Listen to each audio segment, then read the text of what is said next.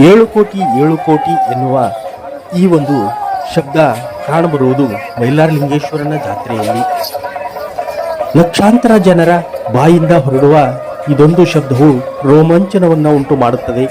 ಇಲ್ಲಿ ನೋಡುತ್ತಿರುವ ಇದೊಂದು ಕಾಯ್ಕೋಲು ಸೇವೆಯಾಗಿದೆ. ಈ ದೀವಟಿಗೆ ಸೇವೆಯನ್ನ ತಲಾತಲಾಂತರದಿಂದ ಕುಟುಂಬಗಳು ಮಾಡಿಕೊಂಡು ಬಂದಿರತಕ್ಕಂತಹ ಒಂದು ಅದ್ಭುತ ಸೇವೆಯಾಗಿದೆ. ಇಲ್ಲಿ ನೋಡುತ್ತಿರುವ ಈ ಒಂದು ಪಾದುಕೆಗಳು ಗಂಗಿಮಾಳಮ್ಮ ಮತ್ತು ಮೈಲಾರಲಿಂಗೇಶ್ವರನ ಪಾದುಕೆಗಳಾಗಿವೆ. ಈ ಒಂದು ಪಾದುಕೆಗಳನ್ನ ಮತ್ತು ಮೈಲಾರಲಿಂಗೇಶ್ವರ ಕಾರ್ಣಿಕ ನಡೆಯುವ ಈ ಒಂದು ಕಾರ್ಣಿಕದ ಸ್ಥಳಕ್ಕೆ ತರಲಾಗುತ್ತದೆ.